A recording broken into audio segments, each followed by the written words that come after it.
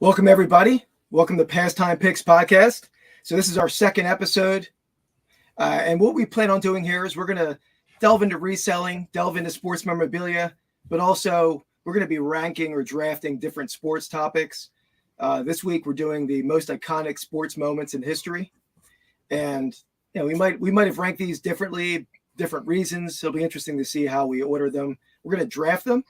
So let me get over to the comments here. That adds a little bit of an interesting factor to it because you can kind of steal each other's kind of picks and stuff. And so I have a feeling I know where Keith is going to be going with some of his picks. You might as evidenced by his attire today. But that's my attire every day. So yeah, that's true. That's a good point. What's up, Tim? How's it going, man? Love the Christmas video. Just checked that out this evening. Andy, speaking of that, Tim posted a video of where him and his wife have a customary yearly thing where they cut down a Christmas tree. And I was curious. I've had a fake tree since I was a kid. My whole life, we have a fake tree now. I never even saw that process. But have you ever had a real tree, Andy? Yeah, we did. We haven't had one in a long time. My girlfriend and I haven't had one. She's actually got two now, so she kind of inherited a second tree. So we have two fake trees, but I have to say it's a. But I don't think I ever had a fake tree growing up, and I don't think I ever when I was living by myself. I never had a tree. Period. So, interesting. Yeah, I've never had a real tree. I think that'd be cool to do, though. I would be. I feel like you kind of become one with nature and. And actually, I have friends that do that and haul them back, and that's like their big thing. So I definitely get it. It'd be fun to do. I think it'd be challenging with animals. Maybe less challenging. I don't know. Yeah, just tie the tree to them. Let them. I'm sure the pug can take like a branch or something, right? Yeah, she's tough. They're all pretty tough. What's up, Dan? Thanks for joining us, Dan. So Andy, I'm gonna. I just did a little random pick generator here, so let me figure out who's going to pick first here. Let me get over. Oh, right. Or did you? I feel like I never quite understand. I'm a little worried at times of what he actually's got. He's always coming up with something that make fun of me or something. No, it's not making fun of you. All right, let's see. Well, let me close that. There we go. Oh, yeah, that was a test run? All right. That was what I make sure it worked properly. Yeah. So we're going to see who picks first here, Annie. So obviously whose face shows up picks first. So here we go. Bingo. I don't like it. I don't like that. I'm not sure. Thank you. I'm not sure. Maybe I'd prefer to have the second pick, but okay. I'm good with the first pick, but So, did you want to start with that, or we're doing the? No, let's start with the first pick. We'll draft round one, and then we'll do our picks of the week. So, yeah, everyone, we do picks of the week, our finds of the week. We're going to do a little YouTuber spotlight. And then I have a pretty interesting memorabilia deep dive this week, which is sort of more of a sports history deep dive with memorabilia in there as well. So we'll show you that soon. Cool. Yeah. Yeah, we should have done it that way. That was smart, Dan. Yeah. It's all right. My guess on this thing is he's going to have some wacky picks out there. So I'm not convinced that he's that. In the end, though, I think we're gonna end up posting this, right, and try to have see who actually wins. Yeah, so these are moments too. So I know you were talking. There was this comment earlier. Yeah, that's true. Well, we both picked Rudy one. Yeah, we picked Rudy, but for sports moments, we're actually doing like actual real, like not live, but like actual moments in sports overall. Yeah. So, well, I think he was hearkening back to our last week's episode. Understood. Yeah. But real quick before you pick, I'm going to just mention the giveaways. So in the chat, I'll mention this a few times, but that Chicago Bulls dead stock pennant right here, we're going to give away. All you're going to do is throw hashtag the Bulls in the chat, in the live chat. That's scrolling down the bottom. So, that's true. Rudy was real, Tim. Yeah, Rudy Rudiger. Good point. Yeah. Yeah. Although I don't think that had quite the impact at the time, though, that the movie did, maybe, and the story later on. But I think there's a little bit of a fictionalization for movies there. Yeah, so, but I don't know if you've ever gone back and watched some of the actual like video of it. It's pretty cool to watch. It's but yeah, it's not quite as glamorous as the actual movie was, but yeah, absolutely. So Dan's got it. We typed the Bulls in the chat to get in that giveaway. We'll mention that through the chat, and we'll do it at the end. And also, we're giving away I did that right. Here we go. Panini Prism 2023 NBA draft picks. So this is going to be in the comment section of the video. So after the video publishes, go in, throw any comment. Doesn't have to be anything specific. We're going to draw that leading up to next week's episode. I think I'm going to draw it at like 5 o'clock, and then we'll mention that in the next video, who wins. And to see what kind of stuff you can get in this box, let me share my screen. And I mean, not guaranteed, of course. Andy, you know the big name you can get out of this box? What people are aiming for? No, I don't. I saw who you said earlier, but I didn't see. Yeah, it's Wembanyama. Yeah. Right? That's. Let me share that. So you can pull. I'm not sure. You're probably not going to pull these, but you have a shot of pulling something pretty good out of this box. And I'm hoping the winner does pull something like that.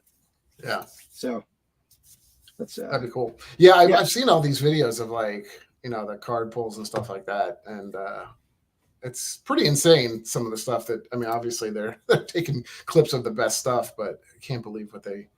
Yeah, that's if I pulled that, I would have no clue either. I don't think I just am not into the card scene that much, so I would be like, oh, all right, I got You probably recognize the name and then say, oh. Well, I know that. I would. Yeah, I would know that. Throw it away. Yeah. No. What's up, Chris? Thanks for joining us. Thanks for joining the giveaway. And that's dead stock. So that still has the tag up here, you see. So, and that's coming free shipped to you. What I'll do is I will, if you guys can, the winner, if they can reach out to me on Instagram, and if you're on Instagram, or you can email me, and we can figure out how to get it to you, ship it off to you. Should we do what are you wearing too? I feel like you always got something special. I've kind of gone with a common theme. Yeah. Can you identify what I'm wearing? I'm sure you can identify some of it. Bit. Well, yeah, it's the Eagles, obviously, but is it the the hat first? What's the hat? That's the is that the shark? Is that that's a shark tooth. Okay, shark tooth, and then that's not a custom, is it? Or no, that's my dad actually had this shirt in the 90s, and he gave it to me last year. But this is a slightly smaller one than he gave me. This is a all over print Magic Johnson Eagles t-shirt. These are pretty cool shirts. And I'm going with the. Here we go. Can you see it? Oh, no, you can't really see it. I don't black out. Yeah. Well, you can sort of see on the shoulder. That's the old Ndamukong Suh. I'm hoping that they actually sign him off the streets because they lost a D tackle recently. He's more well known for his season with the Eagles, but obviously he's more known for stomping on people. Honestly, I think. Yeah. He's I like that kind of gritty player. Is that what they call it? Gritty. Gritty. Well, he was a little dirty, but yeah, he's toned it down with his age, I think. Yeah, no, he's an interesting guy though, definitely. Yeah, but, he's not an idiot by any means. Go ahead. No, he's a smart. Yeah, I know he's does investing videos, I think, or I don't know what he does. All right, and go ahead with your first pick. Okay, so this is a little tough because I know you had to leave pick at least 10, right? So you don't get kind of swiped by somebody. So yeah, this is tough. I feel like I wanted to get. I think there's a lot of like NFL moments. There's a lot of baseball moments and stuff like that.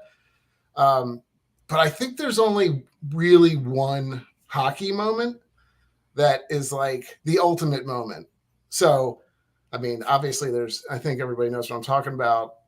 There's a movie made about it. Classic, of course. And that would be the Do You Believe in Miracles? That's the USA-Russia hockey game where they were, largely overmatched in terms of talent. And this was actually the game. Yeah, Miracle on Ice, exactly. It was the lead up, right? It was a silver, or not, it was like the semifinal game before they went to the finals. It was a medal round, yeah. And they went on to beat Sweden, of course, I think, in the finals. I think it was Finland. Finland? Okay. Yeah, it was Finland. One of the Nordic countries, whatever those, whatever it is. But I think Russia beat Sweden, I think, in their like third, fourth place round. Yeah. I would have chose that too. That hurt me getting the second choice because I think that killed my draft. Yeah. So I like to do take him out early. Yeah, He's already given up, guys. He's got nothing. No, I'm not. No, never give up. They'll never give up. But yeah, I think they said that in Miracle on Ice, right? Don't ever give up. I think that was Jimmy Valvano. Maybe they said that too. Maybe I don't know. Probably. Yeah, no, it is. But yeah, plus they were down in that game. I think they were down 2 goals, they were down in the third period. They scored 2 goals in the third period, and then obviously go on to beat Finland. So yeah, that was Al Michaels, right? Al Michaels? I mean, that was like he's lost a step. I feel like at this point, like he's kind of he's terrible now.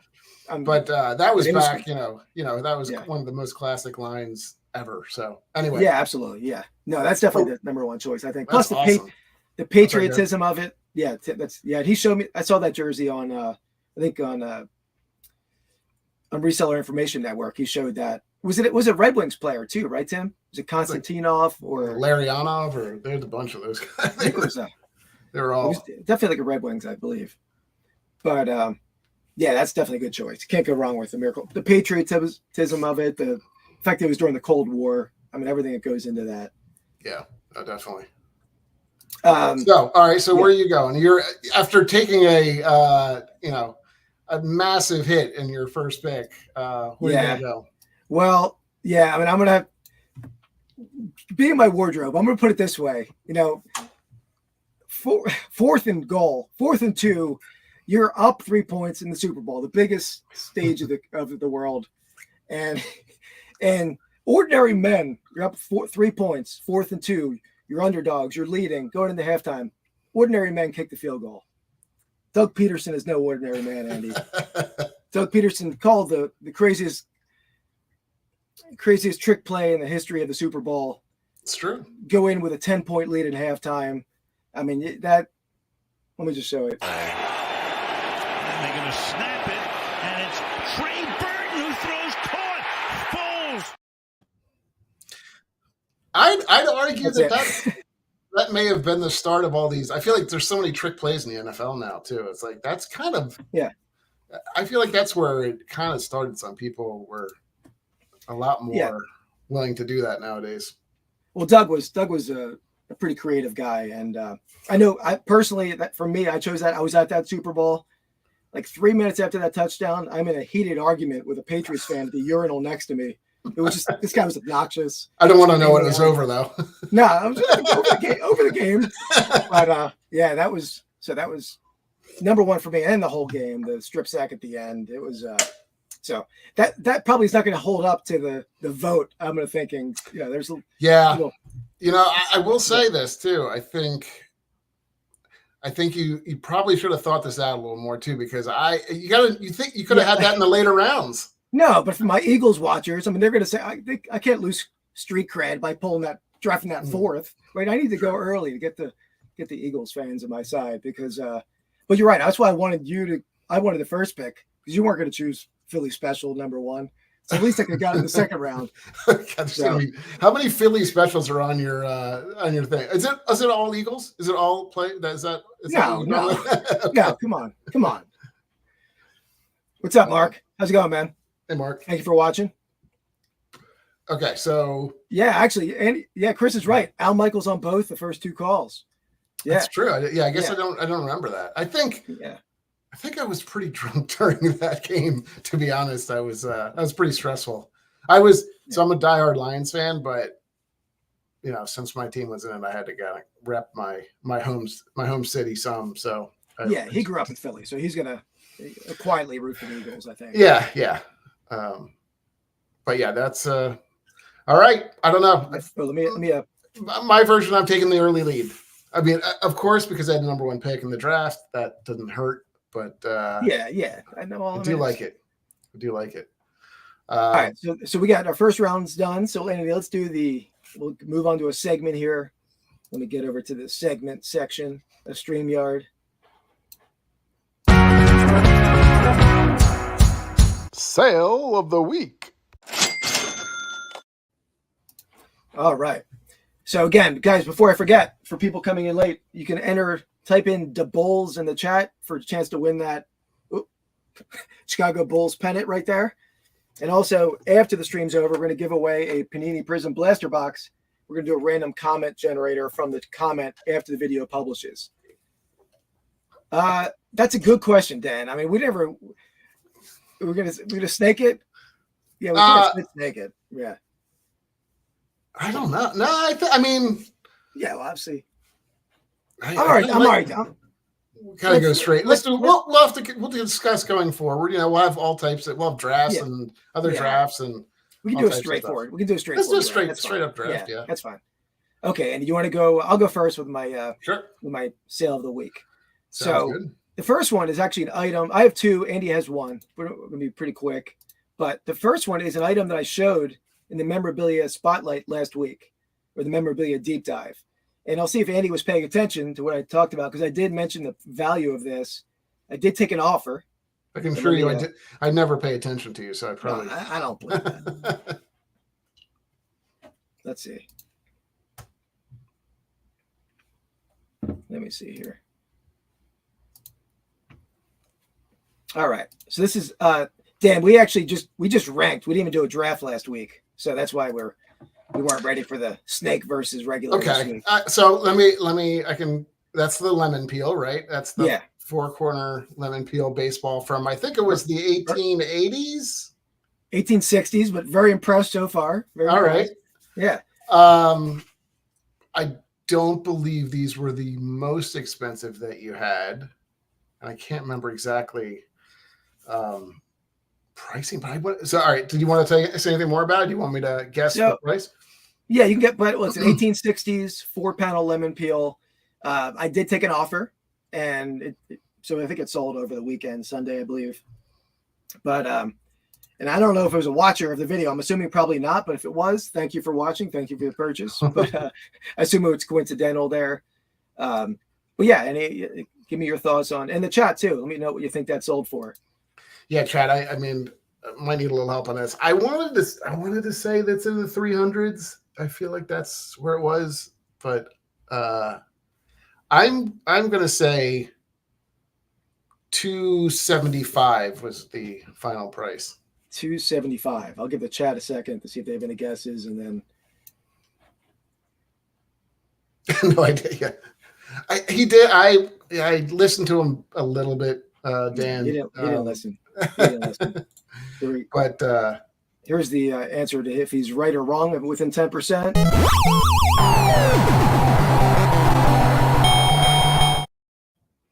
Guess not. All right. Pretty far Dan, off about it. Let me. Dan, that's a little. That's not really fair too. Oh, I like that. Outbid me by time. It's a classic Price is Right technique to get on the big stage. For sure. So here's the price. So 800. Yeah, I did take an offer. I had that for 1,000. I think maybe a little over 1,000. Took that offer. Yeah, they don't show up much. So if you find them, which they're hard to find, but definitely scoop them up if you find them. Honestly, if you find them and you don't throw them out because you think they're a hacky sack, I'm impressed with you, because I feel like that's what they look like. Yeah, and they're not hard like a baseball. They are like, they have a give. They're like mostly a lot of them are horsehair stuffed, or stuffed with cloth. So they don't feel like a baseball when you're touching it. But yeah, that was a strong sale. That was a good one. I'll say. All right, let me just pull mine up. Mine. Then I actually bought that. While you're doing that, I bought that in a group of lemon peels, Tim. Actually, I don't think I ever put that in a video. I filmed it, so maybe I will use that at some point. But I bought it from a dealer that I know who sort of holds that kind of stuff for me. All right, so it's a little hard to see. Actually, it's not the greatest of pictures, but it is a. Wait, am I gonna be able to see that price in the bottom, or no? This is just the up price. So we had talked about this a little bit last week about the minor league teams and things like that. This is the Casper Ghosts in Casper, Wyoming. I love these pennants. Like I said, I think they're super cool in terms of they all have like kind of crazy names, or they have, plays on words, things like that. So I think Keith is probably going to be pretty close on this, is my guess. It says Casper Ghosts. Yeah. What city is that? Casper, Wyoming. Oh, okay. That makes sense. That's a cool name for them then. Yeah. I don't know. It's gonna be a random guess because these kind of like defunct teams or teams pennants you don't see very often, whether they're $200 or $20. I will say, there's definitely a range on these too. Yeah. It depends on, I think, how interesting the team is and the graphics on it. And I mean, I'll tell you after you decide, but I'll tell you a little story behind it too. Yeah. So I will guess $49.99. All right. In your defense, I don't have the. You pull up the video that I showed you before the stream. Yeah, we thought. Wow, no, I don't have the. I haven't done the numbers on it. So. Oh, okay. So okay. So, the actual retail price is that what Bob Barker used to say? Yeah, I think that's correct. 35. So that is a loss. Yeah, that is a loss. So I put it up. Yeah, I think I did put it up for 54 maybe, but this was up there. Had been up there for this has been up there for a while, so decided to accept the offer on this one. But yeah, no, I would have taken that offer. That kind of stuff. It's like you find the right person who wants it, and apparently from the story you told me earlier was the right person. Yeah. So the guy who bought it, I don't do this most of the time, but he. I kind of looked him up just to see because I thought it was just kind of an interesting pennant. And I found out it was being shipped to Casper, and I ended up looking it up. And he had just recently, I think, in the past couple of years, bought a minor league team in Casper, Wyoming. It's a different team, so I thought it was cool that he is probably going to go up maybe in his stadium or something like that. I don't know. I'm not sure. Casper's they might still be playing. Actually, I'm not even sure. But and you got to hit him up and say, "Hey, man, we got a ton of pennants for you. You want to decorate your whole office?" I know, but I don't think we have a ton of Casper pennants. They don't have to be all Casper. I don't think the Wyoming. That's true. We do have I think he probably checked, but I'll hit him up. Yeah. All right, let's go round 2 for you. Let me find this one. Do you if you want to go, we can do the snake now if you want. No, I don't mean I have one more sale of the week, and then you can pick. Okay. So I have a few visual aids for this one. So I showed a short on my channel of these wooden carved statues. This is one made by a company called Carter Hoffman. So you got a '60s mini? You mean a Eagles bobblehead? Is that what you mean? Mini or pennant? I don't know. Yeah, I'm not sure what he means. Maybe it's an Eagles bobblehead. I do have Eagles minis, if that's what you mean. But yeah, so I showed these on my channel in the short. So Carter Hoffman did this one. This one's made by a company called Henri. It's a little UMass mascot. But there's another series of these by a company that no one knows. All the people in the know of this kind of vintage memorabilia. These two. These are not the ones that sold, but there's a small version, this little funky looking pirate, and then there's this giant. That's pretty cool. What is that? Is that? I forget. This might be RPI. I forget this one. Yeah. But the one that sold is a big one like this one. This guy's pretty cool. Let me. Oh, there it is. There's the rest of the comment.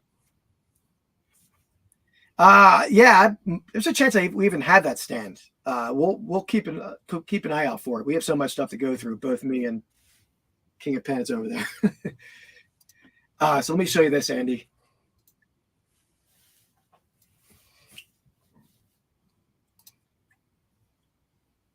I was looking at these because I thought it was kind of cool, the school ones and stuff. They're not a lot of. I went to school at University of Maryland, so that did not see a ton of those pennants, a ton of those figurines, which is. So is that what the hell is that? What I mean, it's a cardinal. South Carolina. Oh, it's cardinal. It's a cardinal. Yeah. I mean, it's like a female cardinal, I guess. It has a little. You can't really tell, but it's got a little reddish tint to the feathers. You can't really. So, what school is this? It's Louisville. Interesting. Okay. All right, you threw me off now with this because I feel like I kind of did have an idea of those ones that you had shown earlier, those two common ones, because I kind of looked them up and I thought they were kind of cool. Yeah. And you were saying those can be several hundred, I think, right? Depending on the school. Yeah, some of the rare schools can bring 4 figures. The bigger ones in the Carter Hoffman can bring crazy money. Yeah. I will say the bigger ones in these bring good money too, better than the little guys, obviously. But okay, so Louisville, probably not the best school, I feel like, for bringing in money, but maybe, I mean, in terms of, I'm not sure that's the most collectible one, I would guess, but I will guess, and this is coming out of the blue, I'm going to guess 460. damn, pretty close to Dan and the Man. Let me do a quick calculation for you, Andy. I think it's close. I think I might have it, guys. It's probably near 500. You're 450. Me, I said 460. 460, and Dan and the Man is 409. Let me give you the answer. Are you gonna about to get punched in the face here? Oh, Richard! Oh, wow! Wow! Oh no, I did not see that coming. So yeah, Dan got it correct though. It was $399.99. Let me show the other screen. I should have just showed the screen instead of saying it. Dan, you can start making offers. Dan nailed it. Yeah, that's very, very close. Yeah, no, it was. I mean, I was shocked at these guys. I was shocked you got that close, Andy. I might have teased it a little bit with saying they were pretty good, but yeah, $399.99. That's to cool. that guy. Yeah. So, this is the only one you had currently in stock, is that? Well, the one the two I just showed you. I have that big RPI, big one yeah. too. Yeah, You think? yeah. I forget what it is. I had to look it up. Sometimes it's really tough to know the schools, especially the Carter Hoffmans. If you see like these Princeton Tiger, like this company, it might be like TIL or something, and it's like a little prep school in Illinois or Right. And you have to do a ton of research to figure them out. But it's the rare ones, those obscure schools that bring pretty good money. Yeah, it's not the people from the school buying it. It's like Carter Hoffman collectors buying it. So Gotcha. Yeah, That makes more sense. All right, so that wraps up that round. Let me just see in the chat here. Yeah, Dan, and he was on fire with that guess.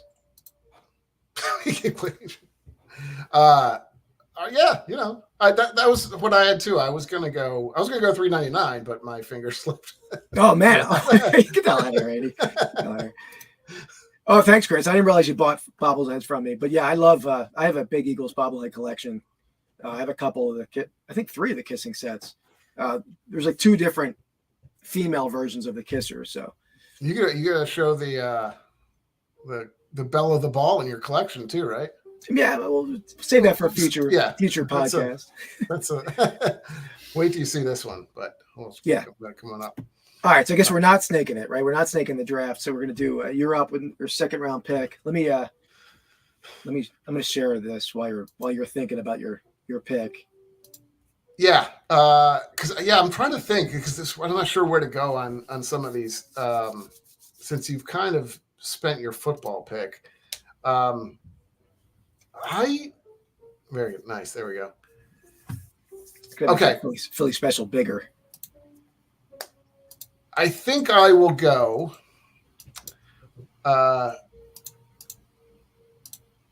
with Kirk Gibson home run.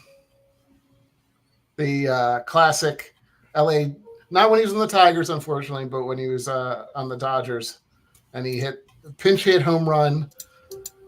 You may even have something for that, right? Yeah. Let me type this in here for you. Yeah, so that's obviously an epic moment. It was only game 1 of the series, I think, but it's a walk-off home run. The fact that he was hurt and hobbled, and that definitely made that.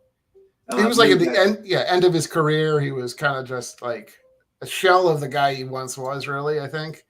You got to stay tuned, Chris. We'll get to that. I will show that. He's already calling it. I will show the bell in a future episode.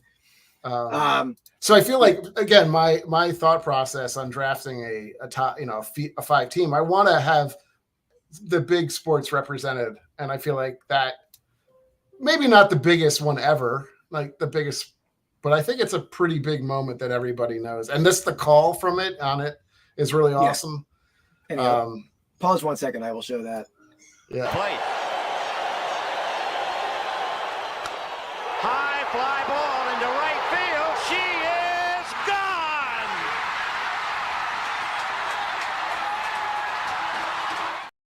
And he was really hobbling out there. He got around. He got to home. Well, what can I say? Yeah, my I was dealing with some injuries that year, so. But I did get the old arm going. That's the classic. So Yeah, the pumping the fist. Fist bumping. Yeah. That's a strong pick. I had that on my list. I don't think you didn't steal a pick from me. Yeah, But, no, I again, I'm trying to build out my team, so I'm not just going for heavy hitters the whole time. Yeah, I need to have a little bit of a lull in my team. I need the guys that are going to come in and do things like Kirk Gibson. I need the pinch hitters when I need them. I don't need home run hitters every time. That's not how you build a winning team. You need a balanced roster. So actually, my next pick, I ranked them, but I'm actually already changing my order. I'm going out of order a little bit because I feel like this moment was more significant to. I'm staying football. I'm a football guy, but more important to the game of football, and it's the 1958 NFL championship game. I mean, they call it the greatest game ever played. First sudden death game, first overtime, where the Baltimore Colts beat the New York Giants with I think it was Alan Amici with a touchdown run in overtime, and that game really catapulted the NFL towards where it became today. And before that, college football was a bigger game, definitely in the 40s and before. College was the NFL in like if you're comparing NFL and college now. So that put the NFL on the map, I feel, and then the NFL grew a lot more in the 90s and 80s, 90s into the modern era. So I had to go with that. I mean, I get it. You're a retro antique dealing guy, so of course you have the old school sports on there. I mean, for those of us that were not born in the 30s, that we may not remember that game as well.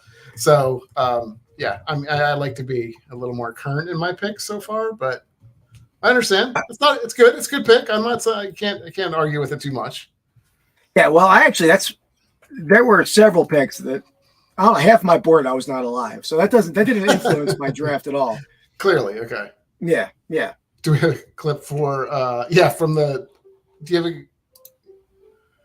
I don't have a clip for that one. No, I looked because cameras didn't exist back then. So no, there were. It's just reported. No, come on. I think that's gonna get me some votes. I think if we put a poll up, I think people respect the history of the first overtime win.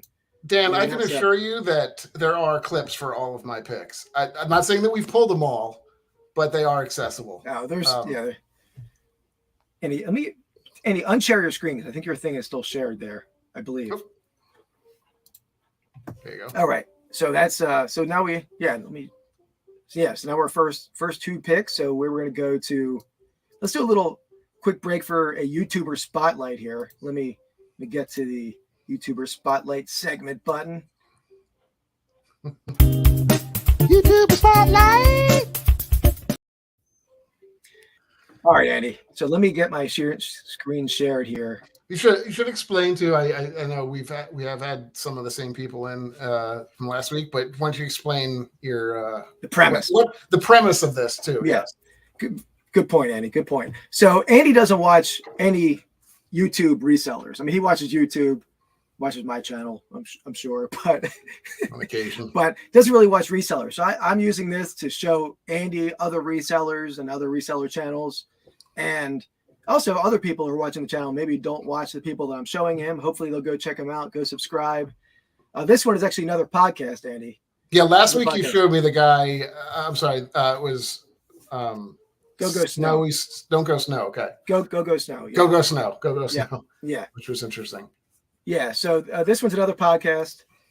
There's a lot of reseller podcasts out there, and I love podcasts because when I'm listing, when I'm editing photos, you can pop this on and watch that. Let me.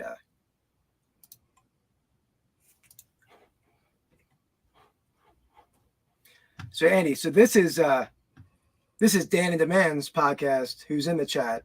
Oh, all right. This is a Pocket Change podcast, and in this scene, there's like a minute and a half here. I'm going to show. I could not stop laughing watching this. So this? Yeah. Okay. Go ahead. I'd like to. No, you go ahead. No, I just can't remember if this is a.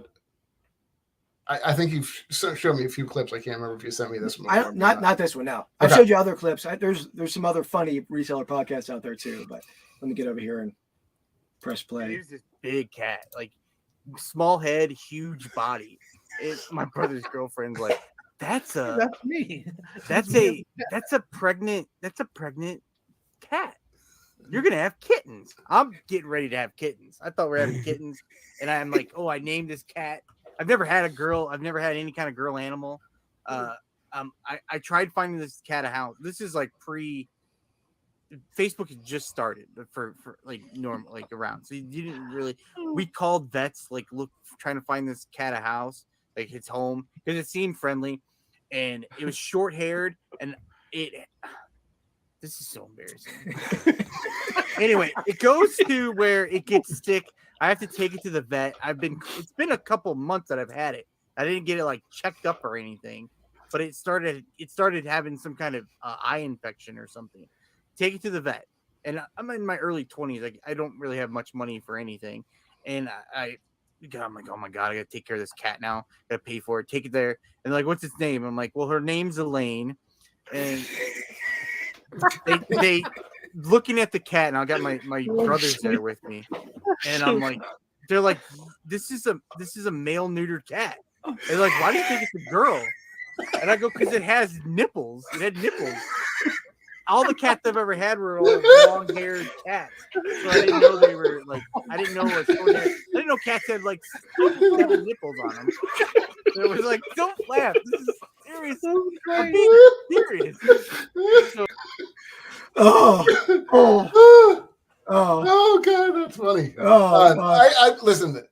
I think we've all been there, to be honest, because I had a female. I've always had female dogs for the most part. I had one male dog, and I was just like scratching her belly one time. I was like, "The hell is this?" Like, I feel like it's like, does she have like a tumor or something? And then I think I forget who it was at the time. It was like, "That's a nipple." I was like, "Oh yeah, I knew that." Yeah, we've all been there. We've all been there. I feel like. Oh yeah, God, that was funny though. Oh, it's hysterical. The whole episode is hysterical. There's more pet stories that are awesome. But yeah, anyone in the chat or Andy, go check them out. They're awesome. I love when I'm listening. It's sometimes I don't get a ton done because I want to be listening and typing and editing photos, but I often just am glued to the screen. I don't get any work done. But if there's more cat and cat unidentified, whether in male or female, I'm in. So yeah, I'm sure. All right. Let me get back to the draft screen here. Yeah, so this is gonna be tough. I'm wondering, you've taken 2 football games already. I'm like, I can't think that you'd want to go football the rest of the way. So I feel like I have time to hold on that. And I don't think you'd even take the ones that I have on the list because they're not Eagles related. At least most of them aren't. But okay. You know what?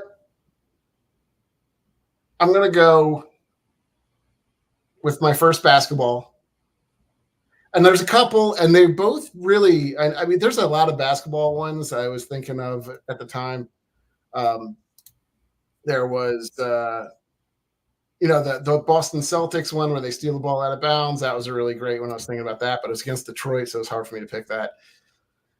I'm going to go with the classic Michael Jordan dunk from the foul line I think it was the 80s, maybe 89. I can't remember what dunk contest it was, but yeah, that's interesting. I never even considered that one, but that's a iconic posterized moment, right? That's one of the most classic things. I mean, it's basically launched the biggest shoe company in the world.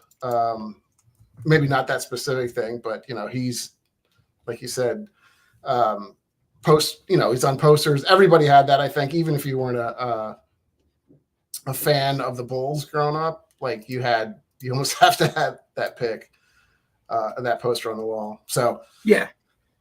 I don't know about that. I'm not loving that pick, but we'll see how people feel about it in the chat. But I mean, there's Jordan moments. I mean, there's other Jordan moments you could choose. Yeah. Oh, I know. Yeah. I have another one on my list. I have another Jordan moment on the list. But okay, all right. I like this. I like this one a little better. I think it's just that when you think of Jordan, like that's what you think of, and like he's, even though it wasn't really from the foul line, but yeah.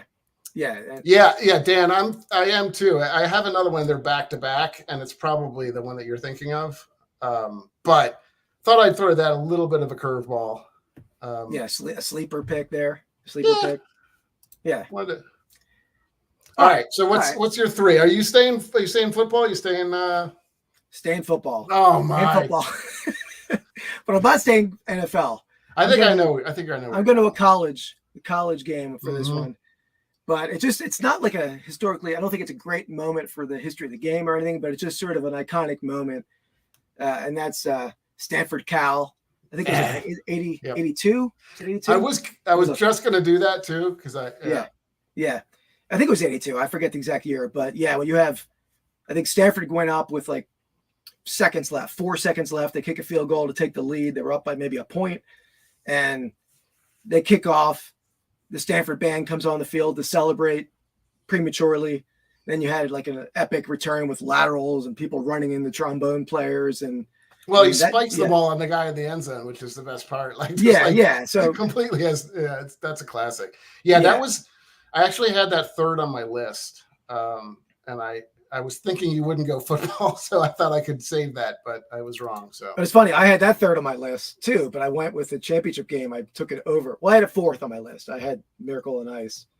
But let me put Cal. No, that's a good pick. I think that's probably your strongest pick because it's like one of the most iconic kind of moments. Even, like you said, the one thing that, like you said though, I can't say it was like neither team was all that amazing or anything like that at the time, right? I mean, it's not like it's a Super Bowl. It's not like it's the Rose Bowl national championship game. But it's just the whole scene of it, the allure of the. But as far as being played over and over again on like every college like lead into any big time game, it's always there too. So I agree. It's a good pick. Thank you. Thank you very much. I was close to picking it this time, but I thought I had a little more. I'm not being skewed by not going football. I mean, I'm not. Well, I'm not saying that's what I'm doing, but I'm just going best moment, Philly special number one. That's all right. True. Next segment, Andy. Let me get the segment section here. Keith, you're supposed to be saying this without seamlessly without announcing the segment. No, this is our second episode, Andy. We'll be seamless. Number 200. It's only up from here. Only up from here, guys. Yeah. The sky's the limit.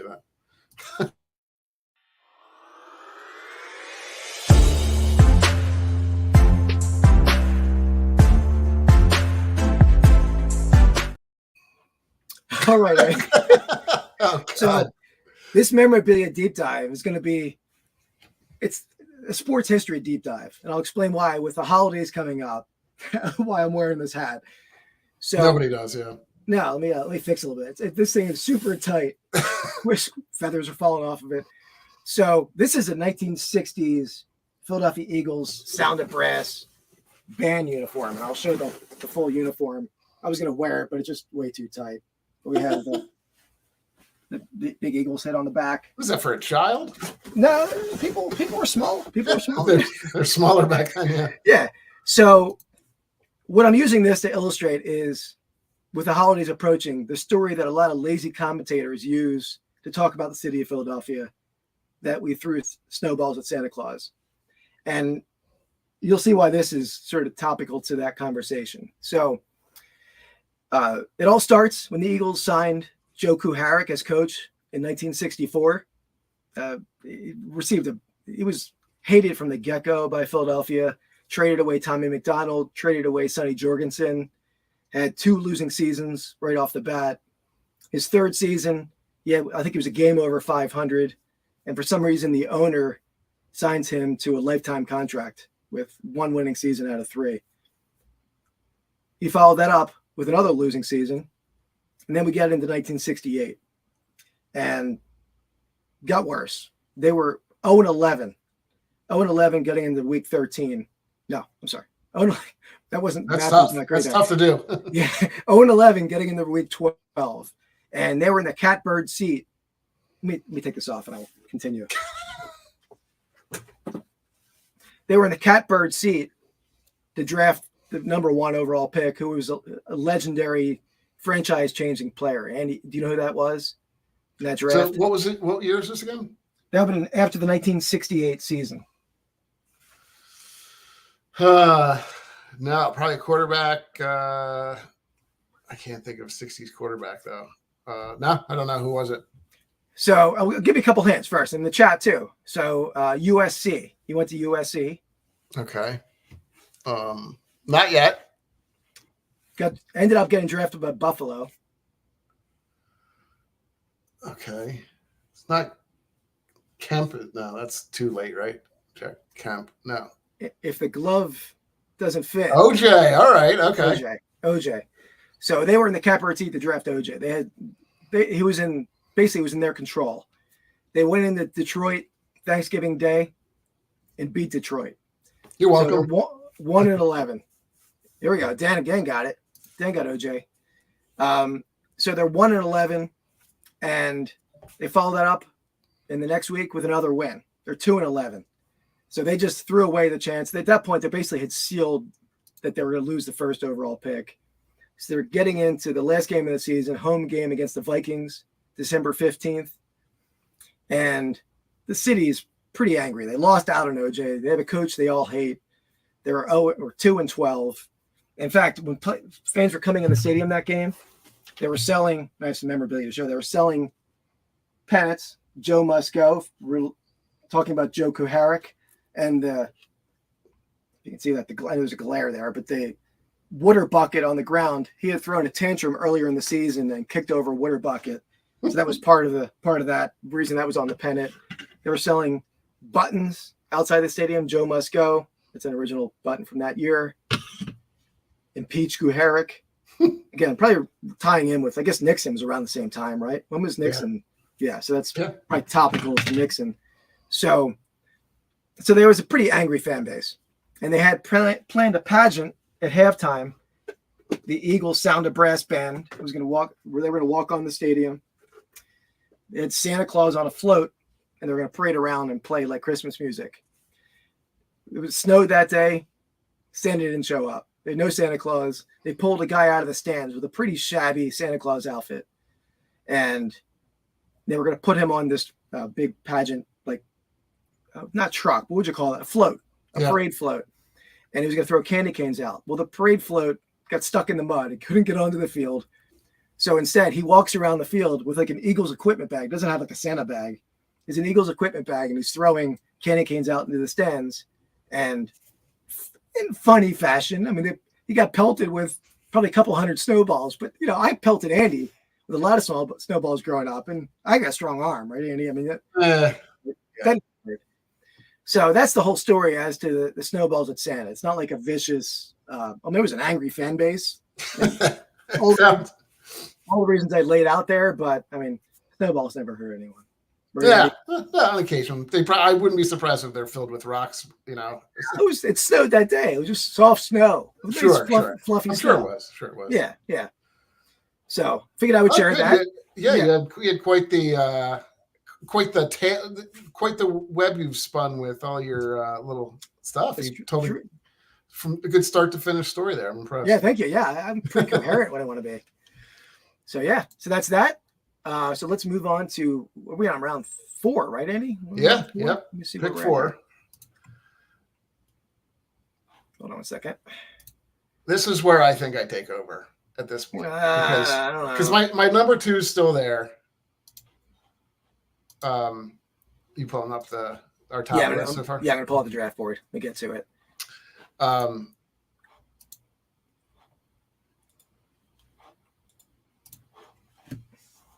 Okay, so strong. I think a strong start for me. Number 4, probably as iconic as the Cal Stanford band game. It's definitely shown just as much.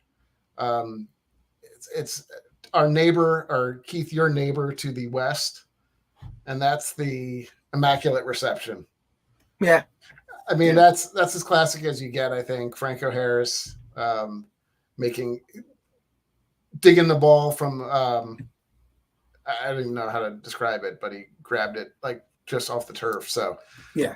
It's funny because I know Franco was I guess he is a Hall of Famer, but I never really.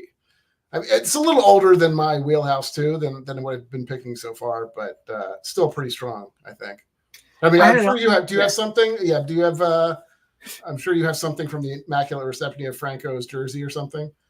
No, I don't pick Steeler stuff. Come on now. I pick Steeler stuff. But yeah, that's a good pick. I had it on my list. I had it way down my list, to be honest. Way down. But that's a good pick.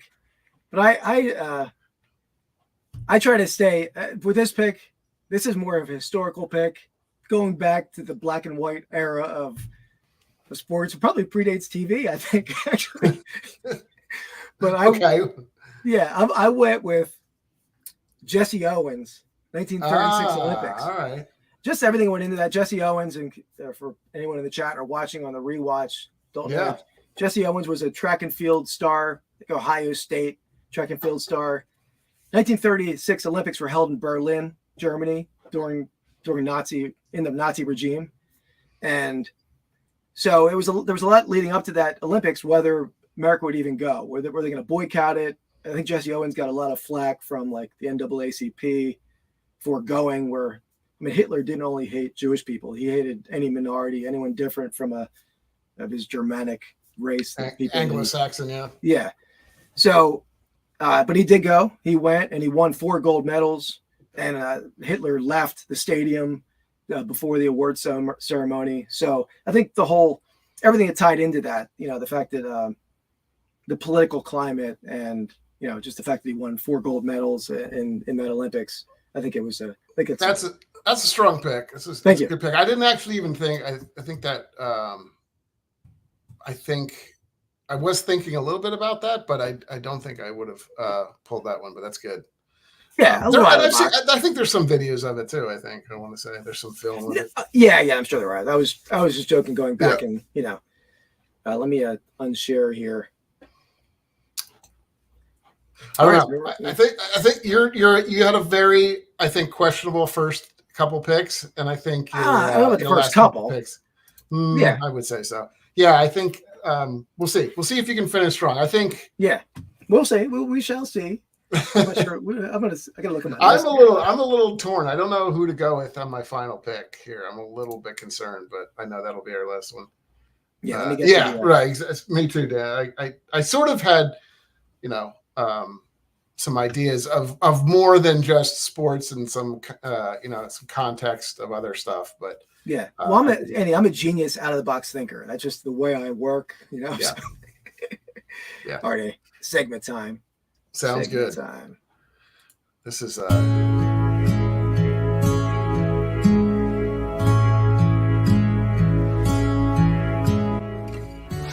of the week. Do love that. So I guess you have one of these. I have 2, right? No, I have 2. Do you have 2? I have 2, but I can do them all at the same time. It doesn't matter. And actually, before we get into it, let me show the giveaway again for the people who happen to be coming in late or watching on the rewatch. So we're giving away that Chicago Bulls pennant. I know a lot of people already did it, but you just have to put the Bulls. Let me put it on the banner here real fast. The Bulls in the chat somewhere, and then we're giving away this Panini Prism basketball blaster box. All you got to do is put a comment in the video after it publishes when the live is done. Next Wednesday night, 5 p.m. I'm going to draw that, and we will let the winner know he won in our next week's podcast, 8 p.m. Yeah, and if you get that $10,000 Wembanyama, I feel like maybe share this podcast with your friends. That's all. I like that. Yeah. That's all we ask. We're not looking for a cut or anything. No, that's nice. That's a nice thing. Yeah. When you tag us on Instagram or something, like $12,000 Wembanyama 3 of 3 or whatever it may be. Cool. So do you want me to start off, or do you want to? You say you want me to start off? Is that what you said? Do you want me to, or do you want to go? I'll go. If you have, I'll do one and then you do. Okay. One. So the first, I picked up this group of just on Friday. This group of ticket stubs. These are all 1920s Ivy League. They're actually all Penn. Penn versus Lafayette, Penn versus Penn State, Cornell.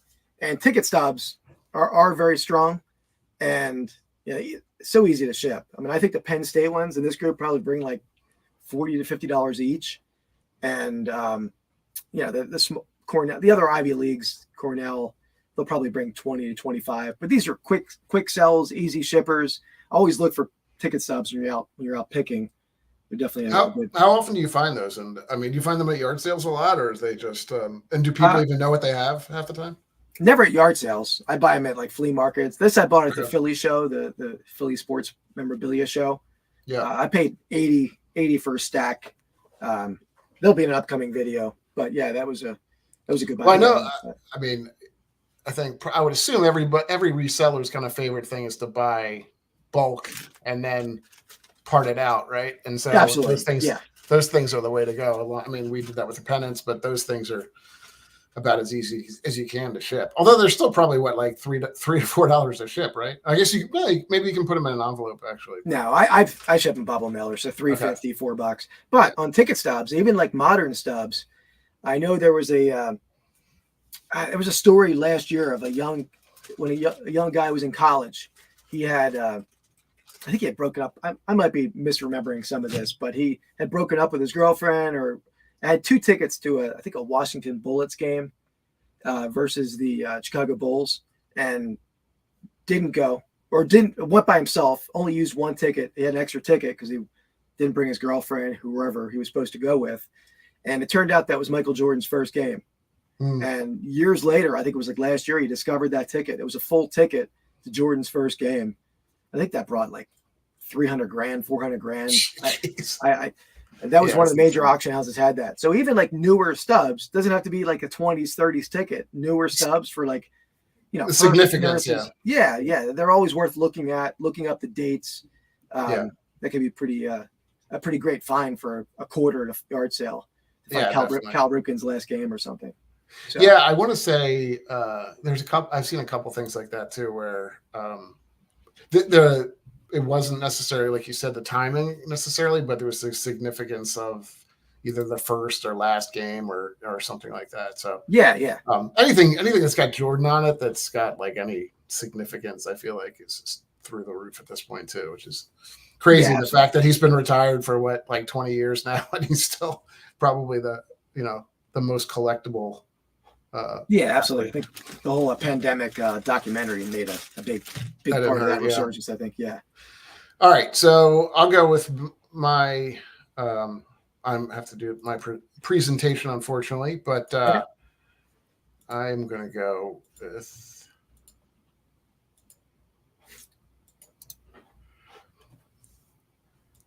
So Keith, you you know these better than I do, but so this was part of the garage that we bought together. Yeah, that had it was a 3-car garage, and just had, I mean, there was anything from like plastic things that were basically worthless to stuff like this, where we would find this is and I didn't know anything about these. I'm not sure that I would even kept them or done anything about it. Like if you hadn't said, "Oh wow, these are amazing," But yeah, I'll share another what they look like too. And while you're sharing, I'll tell them what they are. So basically, these are this is especially a good one.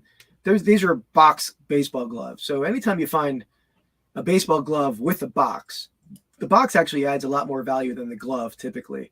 And especially in the case here of a photo box where you have a player's photo on them.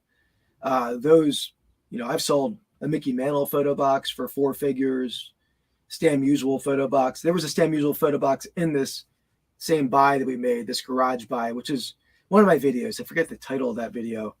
I'm going to look that up while we're talking, Andy. So this was one of the ones that we had. I think that I had that up for $299, and then we have another one that was part of that same group, and let me pull that up. That is the McGregor.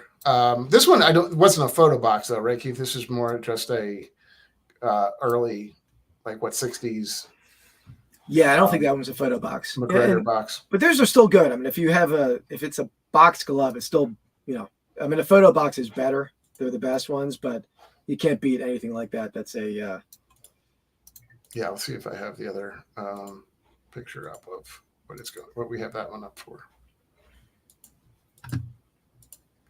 Don't see that. Oh, there it is. So this is the McGregor for up for $199. So again, it is not a photo box or anything like that, but it's an autograph model. So make sure. Yeah. I know you're not showing all the photos there, but make sure I would try to your first photo. I try to show the box. Maybe you are. I don't know where. Yeah, we are. I think we are. Yeah. Because the box sells it. And the glove is probably like a $30, $40 glove, but your price is right on with the box. The box makes the price for sure. Definitely. Cool. Yeah. So those are the two I had. Yeah, the last thing They're for me recently put up, but from an older collection. Yeah, absolutely. That's a very cool a cool find. I remember when we found that box of gloves. I knew that was going to be a good one. So this stack is something I just recently I bought this a little while ago, but I became friendly with the daughter of Ted Williams' sports agent. He was the agent of Stan Musial, Ted Williams, Sam Snead, the golfer. He organized the USO tour in World War II. So I bought a bunch of stuff from the estate from his daughter over the years. With this like manila folder of autographed letters I got recently. You can see that one's I don't know if you can see that with the glare in. That's a very strong Ted Williams postcard. Under that, this is a Detroit story here for you. Here we go. Can you tell who that is? Not sports at all. I can't. Let me. Oh, is that Ford? Okay, one of the Fords. Yeah, Henry Ford II. So I guess he was connected with everyone. I bought a letter of King Edward that he wrote to this guy. This guy was very connected internationally with all kind of athletes. So there's a lot of letters from Sam Snead and Walter Hagen, Gene Sarazen, boxers, all kind of stuff. How does golf stuff sell? Actually, I would assume that's kind of maybe not as good as football, but like, does that have a good collection base that people like? Yeah, I've sold a lot of antique like golf balls and golf clubs. I don't know modern golf clubs at all. Golf autographs are not as good as football or baseball, but they definitely will still sell. Yeah, gotcha. I think they signed a lot. I think Snead and Sam Snead, Walter Hagen. I think they signed a fair amount just because it's a game. I guess it's more lent to autographs, right? When you're at the club. That's true. Yeah. But yeah, it's still cool stuff. Yeah, very cool. Yeah. Sounds good. So are we going to the final pick? Is that let me how we're wrapping it up? I think we are. That's pretty good timing. I think we're getting better at this. Yeah. Timing wise. We're concise, we don't want to go on too long. Can't hear myself talk that long. No. All right. So you're all right. I think we can have maybe a short discussion at the end too of some because there's a couple there's a couple that were close on my list and how depending on how things went. But I'm really struggling here on this one because I feel like I could go with another football one. A similar catch. Maybe not catch, but known for that. I think you know what I'm talking about, right? No, catch. Why am I blanking? I'm totally blanking on what you got going on here. Well, don't worry, because I'm not picking that one. Okay. There's actually two catches really that are still. I know what you're saying. Yeah, the catch. Yeah, I got you. But I am going to go with, and this may cause me to lose, but I'm going to go with Buster Douglas knocking out Mike Tyson. I had that on my list. I actually think I had that close to next. I mean, it was back and forth, but that's a strong one.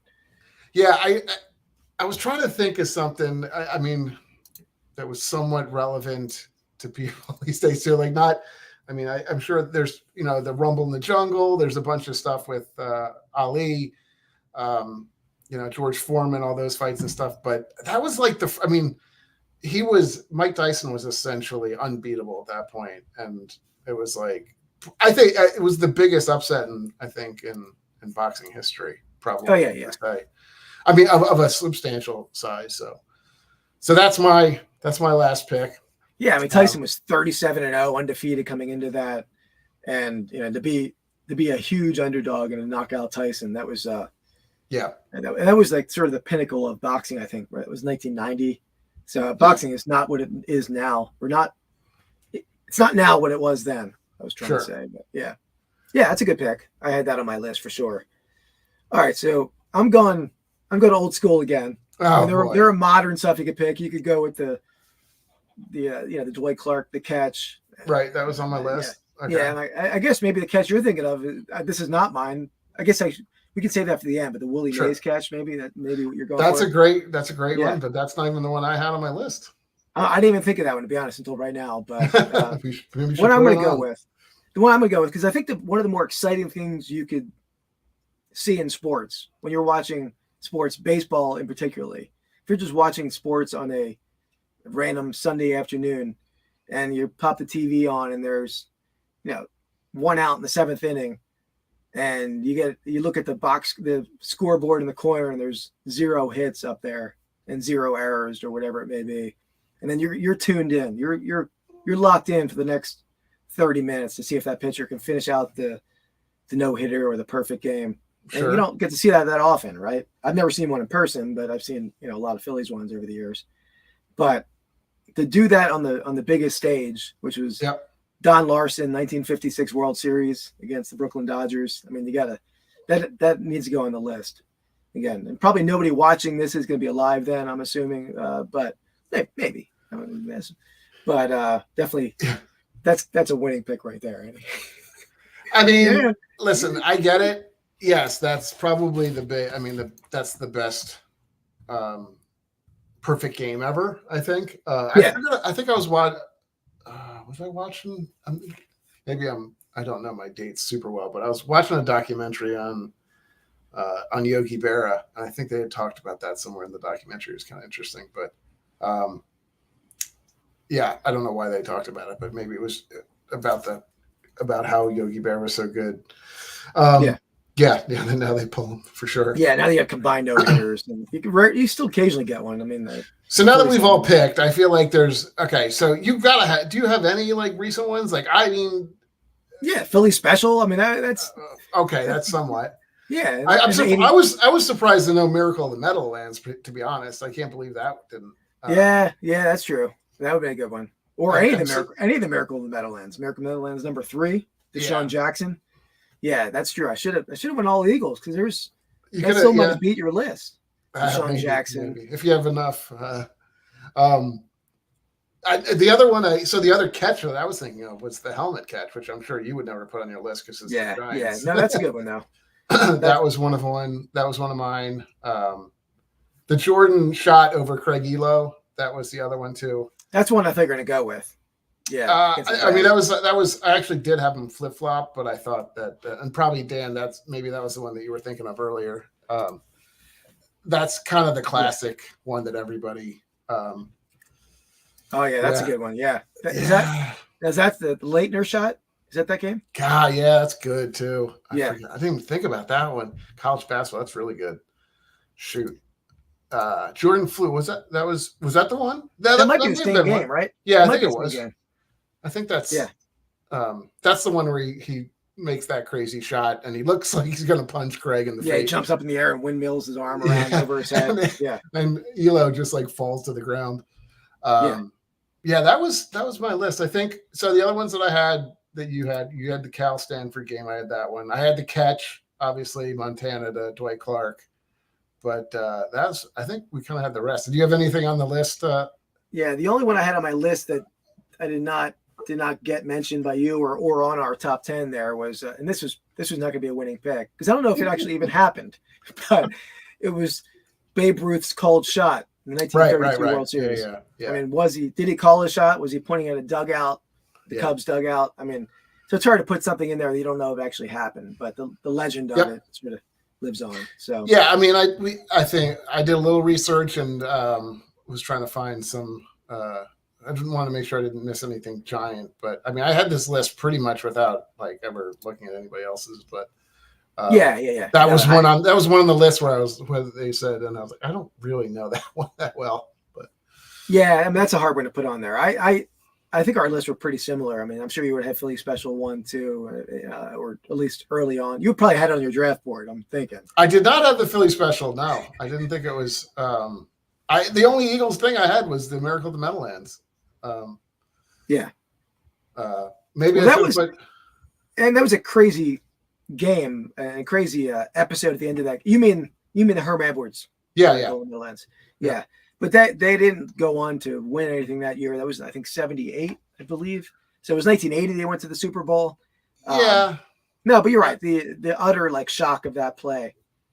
But I really think Miracle of Meadowlands number 3 would have been a better choice, because that was where, for people in the chat, if you don't know, that the Eagles were down huge. They were down 28 points going into the fourth quarter. I could be wrong on the number, but against the Giants. And Michael Vick and Deshaun Jackson, they stormed back. Is that where they punted it to him? Yeah, they punted him to him with no time left, and he returned it for the touchdown. Yeah, that was pretty good. Yeah, but even leading up to that, the whole comeback, that was an amazing game. That there's a Tennessee Miracle. Is that what do they call that one? Mile High. No, it's Tennessee. The one where they threw the ball back. That was Kevin Dyson. Yeah, no, it was like Frank Wycheck threw the ball to. Yeah. You know what I'm talking about? Yeah, I know exactly the play, but I'm trying to think what they call it. I forget what they call it. So I called it might be Mile High Miracle. I don't know. It was Mile High. I thought maybe it was in Denver. You'll find it. But yeah, that's a great one. It was Music City. Miracle. I knew it was an M. It was an M. That's better. Yeah. But yeah, I'm sorry. Yeah, the Cubs was a better moment. Yeah, it being you're a Cubs fan, right? Dan, Indiana guy. There's a lot of them. Even the Red Sox coming back against the Yankees. There for that one, there wasn't one moment in that. If you say that, what's exactly? Yeah. I mean, I guess you could argue the ending or whatever, but I mean, I think most of ours. I mean, I guess Jesse Owens is more than just a few. The other thing, I mean, obviously the other one too, which why maybe I didn't pick it would be Jackie Robinson, but I didn't really, there was no real, it was impactful obviously, but I don't know that there was a specific moment that you can point to. What we called what we titled it, most iconic moments. I mean, I think that was, it'd be hard to say Jackie Robinson, what is the one moment? The final out's a good, that makes sense. That's an iconic moment for either the Cubs or the Red Sox series. Yeah, but we're going to do an upcoming series, similar episode where we're going to rank or draft probably the best sports brawls or tirades. And there's probably a brawl in that Red Sox series that might make the list. I think it was that series, right? I mean, I'm pretty sure. I got a few. I'm not going to give you the ideas, Andy, because I'm not going to help you. Oh, I got my number one right now. I could draft it right now. No, let's see. Let's see. If you don't get this number one, there's something wrong with you. But anyway, we can save that for other. You got to leave something to be desired. I'm going to share the screen though in a second for the giveaway for the Bulls. The Bryce Drew shot. Bryce Drew. Oh, Bryce Drew was on the. He was on a small town team. It wasn't like. It was like Vanderbilt or. It was a yellow team. I can't remember. Who it was. Ours, Vanderbilt. But yeah, he hit that. Yeah, I do remember that. I can't remember what team was he playing for? Anyway, Valparaiso. Valparaiso. Yeah. Did I say that? No, I didn't. You said Vanderbilt, which is different. Darn close. I was. All right. Let me. Well, first, anyone in the chat or in the rewatch, tell us in the comments who won. With the Philly Special 1958 NFL Championship game, Dan, Al Stafford the band. Dan, you may be one of the only few left. So, I mean, in your opinion, give it. What do you think? Just you don't have to put too much thought into it, but what are your thoughts on who King of Pennants or Vintage Sports Flips on the win? And Andy, before we let him answer that, not only the picks, but the presentation of the picks. How that was. I didn't know that was part of the thing. No, it's definitely part of it. Like how no ordinary man would have done that. Doug Peterson's no winner. You got to think the presentation is part of the Well, fine. I'll bring in I'll bring in a choir next time, and we can do an orchestra in my back. Yeah, that'll help. All right, so we're gonna run the giveaway too here. So let me. There we go, buddy. That's all right. I knew Philly Special was a risky pick for the general population. Dan, do you know there's no reason to be sorry. You made the right choice. Like there's no question about it. Well, I hope on the rewatch, Eagles fans, stand up for me. Stand up. Yeah. Stand up and be counted. I do feel like you were just a little early. Keith. All right. Yeah, I'm surprised by that. I thought that was the overall number one pick, regardless. And I thought that was number one, no question. But yeah, I would have chosen Miracle on Ice 1 just because I think I would have got Philly Special on the way back. But yeah, well, again, it depends on how you want to do it. You went heavy on football. I wanted to spread it out over multiple sports. I see what you did there. Yeah, that was a good idea. I feel like it's a good representation. I feel like I probably have one of the top picks in every sport. I mean, I have the number one pick in hockey. Maybe I think it's in baseball, but maybe Larson's close. You didn't take a basketball, so I got you there. So anyway, yeah, I don't know. I think you lose on the basketball just because you didn't choose the shot. I mean, maybe. But yeah, but either way, we'll see what the people have to say in the comments. Yeah, we keep clicking each other off. I agree with you, Dan. I kind of was thinking that too, or that I had seen in movies in some way. Yeah, but and that's a relevant way to do it for sure. To do it like just based on what you've experienced, and I try to, being a person who deals in true vintage, and often the stuff I try to focus on is pre-World War II. I mean, I love the antique sports moments because I've read about a lot of stuff, and but yeah, you can do it both ways. I was surprised you didn't have the famous hit from what's the guy, the Eagles guy that's standing over what's his name? Chuck Bednarik. Yeah, Bednarik. Yeah. No, that was I'm sure you probably would love your own like top moments in Phillies lore. So I would. Or just the best hits. I like that idea too, because the Eagles have a bunch of them. I mean, there's not, you won't see any after 1995 or whatever. Yeah, you get a flag, but yeah. All right, let me get to the giveaway picker here if I can figure out how to do that. That's my maiden voyage into the giveaway picker. So let me try that. All right, let's see. I'm gonna share that screen. Stop screen.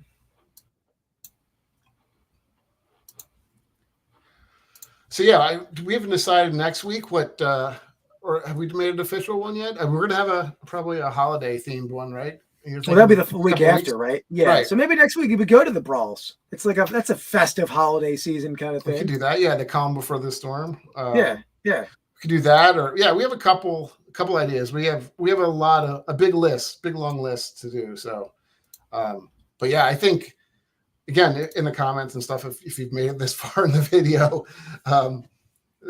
drop us something too that you think. People have suggestions. Absolutely. We'd love to hear that. All right, I'm going to draw this here if I can. So let's see how this works.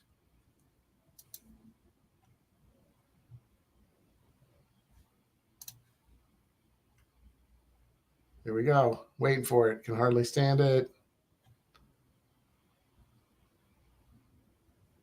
Oh, there we go. There you go. All right, Dan. That one's coming over to you. And actually, I don't know if you're a Bulls fan. This is perfect. This is perfect, right? Yeah. If you're a Cubs fan, maybe you're a Bulls fan. Oh, or maybe you're probably a Pacers fan. But either way, you can sell that or keep that. I mean, all right, it's going to be hard to sell that, right? Yeah. Well, that's up to him. Yeah, we're resellers. Congrats, Dan.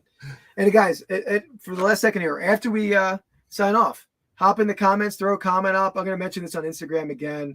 We're going to give this guy away. That could be a $12,000 Wembayama in there. We don't know what's in there. It's sealed 2023 Panini Prism Blaster Box Draft Picks, Drafter Block. Yeah, Dan, Blaster Box. Double up on your winnings there. So yeah. Okay, so I think that's going to do it, right, Andy? So we will see you guys back 8 p.m. Eastern time next week for another Another Pastime Picks Pastime podcast. Picks. Yeah. All right, guys. Thanks, everyone. Peace. See you next time.